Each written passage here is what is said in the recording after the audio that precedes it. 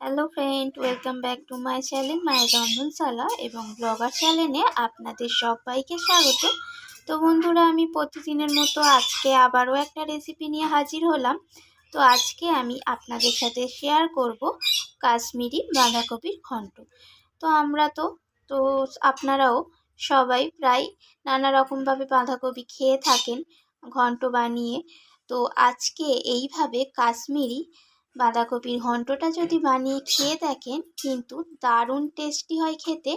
আর এই শীত চলে যাওয়ার আগে এই রেসিপিটা একবার না বানালে কিন্তু একদমই মিস করবেন। তো দেখুন, কাশ্মীরি বাঁধাকপিটা বানানোর জন্য আমি এখানে নিয়েছি বাঁধাকপি। একটা মাঝারি সাইজের বাঁধাকপিকে এইভাবে কেটে নিয়ে এটাকে ধুয়ে আমি পরিষ্কার করে নিয়েছি।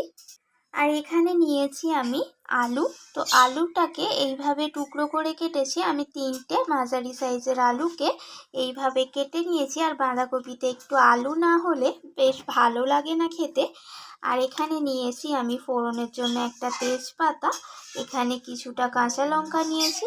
আর এখানে একটা বড় সাইজের টমেটোকে একদম ছোট ছোট টুকরো করে কেটে নিয়েছি। আর এখানে নিয়েছি আমি কড়াইশুঁটি। তো শীতকালে কড়াইশুঁটি ছাড়া বাঁধাকপিটা কিন্তু খেতে একদমই ভালো লাগে না। তো আপনারাও চেষ্টা করবেন বাঁধাকপির মধ্যে কড়াইশুঁটিটা দেওয়ার। আর কাশ্মীরি বাঁধাকপির ঘন্ট বানানোর জন্য আমি এখানে একটা মশলার পেস্ট বানিয়ে নেব। তো দেখুন, এখানে আমি কয়েকটা গোলমরিচ নিয়েছি। আর এখানে নিয়েছি আমি গোটা জিরে। তো এটাকে আমি শুকনো আগে গুঁড়িয়ে নিয়ে তারপর একটু জল দিয়ে পেস্ট করে নেব মিক্সিতে। তো দেখুন, এখানে আমি একটা মিহি পেস্ট বানিয়ে নিয়েছি মশলাটা। বাঁধাকপির রেসিপিটা বানানোর জন্য আমি সরাসরি রান্নার কাছে চলে এসেছি। আর কড়াই গরম হয়ে যাওয়ার পর একটু তেলও দিয়ে দিয়েছি। তো এর মধ্যে আমি কেটে রাখা আলুগুলোকে দিয়ে দিচ্ছি। তো আলুগুলোকে আমি লালচে করে ভেজে নেব।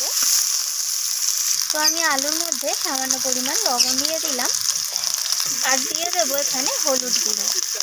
তো লবণ আর হলুদটা মিশিয়ে নিয়ে আমি আলুটাকে ভালোভাবে লালচে করে ভেজে নেব। তো আলুটা এখানে লালচে করে ভাজা হয়ে গেছে। আলুটাকে আমি তেল থেকে তুলে নিচ্ছি। তো এবার আমি ওই একই তেলের মধ্যে ফোড়নে দিয়ে দেব একটা তেজপাতা, শুকনো লঙ্কা দুটো, আর দিয়ে দেব এখানে হাফ চামচের মতো গোটা জিরে আর হাফ চামচের মতো পাঁচ ফোড়ন। তো ফোড়নটাকে একটু ভাজা ভাজা করে নিচ্ছি। এবার আমি ফোড়নের মধ্যে বাঁধাকপিটাকে দিয়ে দিলাম।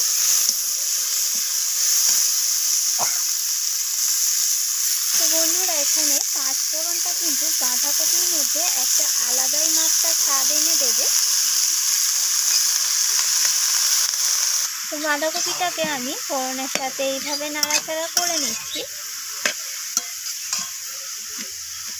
তো এবার আমি বাঁধাকপির মধ্যে মশলা অ্যাড করে দিচ্ছি। প্রথমে দিলাম হলুদ গুঁড়ো, এরপর দিয়ে দেব ঝাল অনুযায়ী লাল লঙ্কার গুঁড়ো, আর দিয়ে দেব এখানে জিরে গুঁড়ো।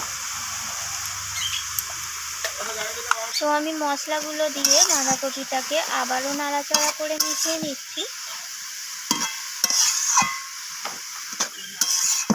এবার আমি এখানে দিয়ে দেব 1 চামচের মতো কাশ্মীরি লঙ্কার গুঁড়ো। তো এখানে কিন্তু এটা কোনো ঝালের ব্যাপার নেই, এটা শুধু জাস্ট রং হওয়ার জন্য দিলাম।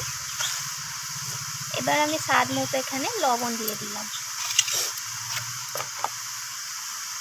তো আমি লঙ্কার গুঁড়োটা দিয়ে আমি আবারও নাড়াচাড়া করে নিলাম।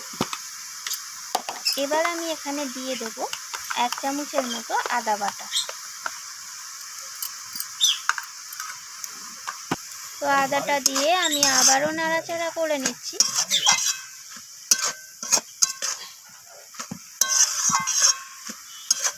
এবার আমি এখানে দিয়ে দিলাম কেটে রাখা টমেটোগুলোকে।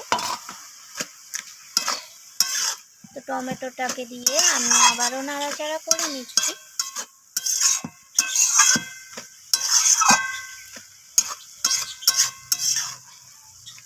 তো এবার আমি দিয়ে দেব এখানে কড়াইশুঁটি। তো কড়াইশুঁটিটা দিয়ে আমি আবারও নাড়াচাড়া করে নিচ্ছি।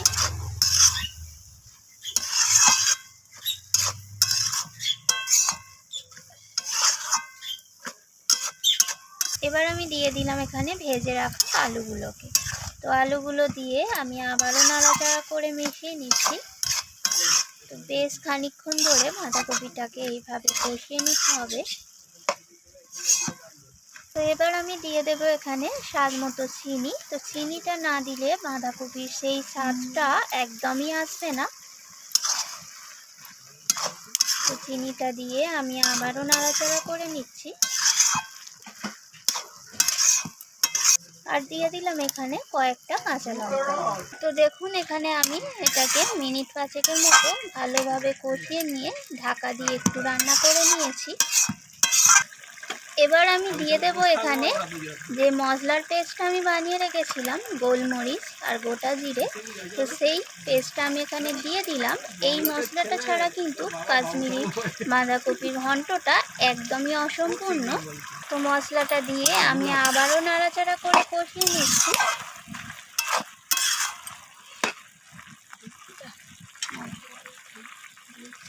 তো এবার আমি এটাকে ঢাকা দিয়ে দিয়ে রান্না করে নেব সব কিছু ভালোভাবে সিদ্ধ হওয়ার জন্য। তো দেখুন আমি ঢাকাটা সরিয়ে নিয়েছি আর পুরো 15 মিনিট পর আমি ফিরে এলাম। এখানে বাঁধাকপি আর আলু সমস্ত কিছু সিদ্ধ হয়ে গেছে আর জলটাও অনেকটা আগের থেকে টেনে গেছে। বাঁধাকপিটা একদম এখানে রেডি হয়ে গেছে। তো এবার আমি এখানে একটা মশলা অ্যাড করে দেব। এখানে হচ্ছে গোটা ধনে আর গোটা জিরে আমি শুকনো খোলায় রোস্ট করে নিয়ে মিক্সিতে গুঁড়িয়ে এখানে মশলাটা অ্যাড করলাম 1 চামচের মতো। এই মশলাটা দিলে কিন্তু বাঁধাকপির টেস্টটা একদমই আলাদা মাত্রায় আসে। এবার আমি এখানে দিয়ে দেব 1 চামচের মতো ঘি। তো ঘিটা কিন্তু মাস্ট, এখানে ঘিটা দিতেই হবে। ঘিটা দিলে তবেই কিন্তু বাঁধাকপি, কাশ্মীরি বাঁধাকপির স্বাদটা সেই রকমই আসবে। তো ঘিটা দিয়ে আমি আবারও নাড়াচাড়া করে মিশিয়ে নিচ্ছি। তো এখানে বাঁধাকপিটা একদমই রেডি হয়ে গেছে। এবার আমি এটাকে একটা সার্ভিং প্লেটে সার্ভ করে তারপর শেয়ার করব। দেখুন বন্ধুরা, এখানে তৈরি হয়ে গেল কাশ্মীরি বাঁধাকপির ঘন্ট। তো দেখুন বাঁধাকপির কালারটা কত দারুণ এসেছে। তো রেসিপিটা কেমন লাগলো অবশ্যই আমাকে জানাবেন, আর ভালো লাগলে তো কমেন্ট শেয়ার করার অনুরোধ রইল। আর আমার চ্যানেলটিকে সাবস্ক্রাইব করে চ্যানেলটির পাশে থাকার অনুরোধ রইল। তো পাশে থাকা বেল আইকনটি প্রেস করে অল করে দেবেন, যাতে কোনো আমি ভিডিও আপলোড দিলে সঙ্গে সঙ্গে আপনার ফোনে নোটিফিকেশানটা পৌঁছে যেতে পারে। তো আজকের রেসিপিটা যদি ভালো লেগে থাকে সত্যিই আমাকে লাইক কমেন্ট করতে কিন্তু ভুলবেন না। আর বন্ধুরা, এইভাবে বাঁধাকপি রেসিপিটা বানালে গরম ভাত, রুটি, পরোটা, লুচির সাথে কিন্তু দারুণ লাগবে খেতে। তো আজকের মতো এইটুকু, আবারও ফিরে আসবো অন্য কোনো রেসিপি নিয়ে। ততক্ষণ ভালো থাকবেন, সুস্থ থাকবেন। ধন্যবাদ বন্ধুরা।